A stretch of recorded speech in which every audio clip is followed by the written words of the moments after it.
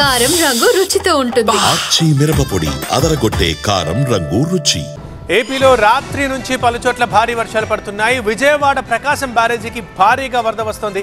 ఎగువ నుంచి 2 లక్షల క్యూసెక్లకు పైగా వరద నీరు వస్తోంది. దీంతో ప్రకాశం బ్యారేజ్ అన్ని గేట్లు ఓపెన్ చేశారు.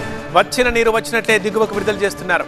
లంక గ్రామంలో హై అలర్ట్ ప్రకటించారు అధికారులు. కృష్ణా పరివాహక ప్రజలు అప్రమత్తంగా ఉండాలని సూచిస్తున్నారు. లోతట్టు ప్రాంతాల ప్రజల్ని సురక్షిత ప్రాంతాలకు తరలిస్తున్నారు. ప్రకాశం బ్యారేజ్ దగ్గర ప్రస్తుతం పరిస్థితి ఎలా ఉంది? మా కరెస్పాండెంట్ క్రాంతి అందిస్తారు. క్రాంతి,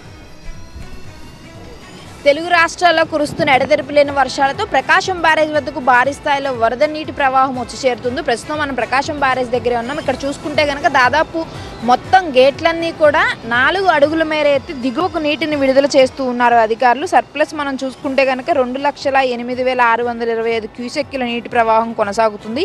ఇక కెనాల్స్కి అన్నిటికీ కలిపి దాదాపు 10,000కు పైగా క్యూసెక్కుల నీటిని విడుదల చేస్తున్నారు. బ్యారేజ్ లెవెల్కి మించి ఉన్నటువంటి వాటర్ మొత్తాన్ని కూడా సముద్రంలోకి విడుదల చేస్తూ ఉన్నారు. అయితే ఈ నీటి ప్రవాహం ఇప్పుడు ఉన్నటువంటి వెదర్ రిపోర్ట్ ప్రకారం మరో 2 రోజుల పాటు భారీ వర్షాలు ఉన్న నేపథ్యంలో 4 నుంచి 5 లక్షల క్యూసెక్కుల వరద ప్రవాహం ప్రకాశం బ్యారేజ్కి వస్తుందని చెప్పి అధికారులు అంచనా వేస్తున్న నేపథ్యంలోనే ముందస్తుగానే అందరూ కూడా అలర్ట్ అయ్యారు. నదీ పరివాహక ప్రాంత ప్రజలను సైతం అప్రమత్తం చేశారు. అధికారులు 24/7 ఉండి ఎప్పటికప్పుడు పరిస్థితిని పర్యవేక్షించి ఎలాంటి ప్రమాదాలు జరగకుండా చర్యలు తీసుకోవాలని చెప్పి కూడా ఆదేశాలు జారీ చేసినటువంటి పరిస్థితి కనిపిస్తోంది. రక్షణ భద్రత ఏర్పాట్లో ఎక్కడా కూడా ఇబ్బంది లేకుండా కంట్రోల్ రూమ్ అండ్ అలాగే టోల్ ఫ్రీ నెంబర్లను కూడా ఏర్పాటు చేశారు.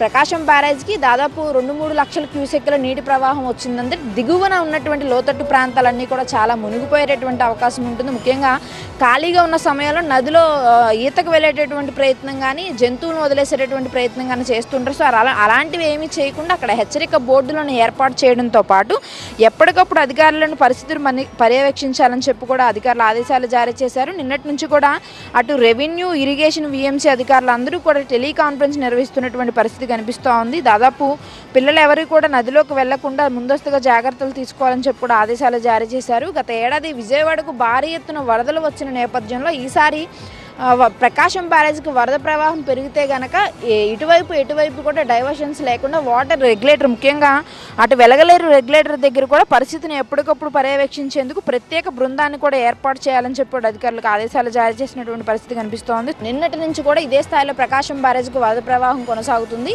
సో ఇవాళ రేపు కూడా 2 రోజుల పాటు 2 తెలుగు రాష్ట్రాల్లో భారీ వర్షాలు పడేటటువంటి అవకాశం ఉన్న నేపథ్యంలో లోతట్టు ప్రాంతాలు జలమయం అవ్వకుండా బ్యారేజ్కి కూడా వరద ప్రవాహం పెరిగినా కూడా కింద ఏదైతే దిగువన ఉన్నటువంటి లంక గ్రామాలు కానీ మిగతా ప్రాంతాలు ఏవైతే ఉంటాయో వాటన్నిటిని ముందస్తుగానే జాగ్రత్త చర్యలు తీసుకుంటున్నారు. విజయవాడలో కూడా భారీ వరదలు గతంలో ముంచెత్తిన నేపథ్యంలో ఈసారి అలాంటి ప్రమాదాలు జరగకుండా మొత్తం ముఖ్య అధికారులందరూ కూడా ఎప్పటికప్పుడు పరిస్థితిని పర్యవేక్షిస్తున్నటువంటి పరిస్థితి అయితే క్లియర్గా కనిపిస్తోంది. కెమెరామెన్ సురేంద్రతో క్రాంతి, TV9 విజయవాడ.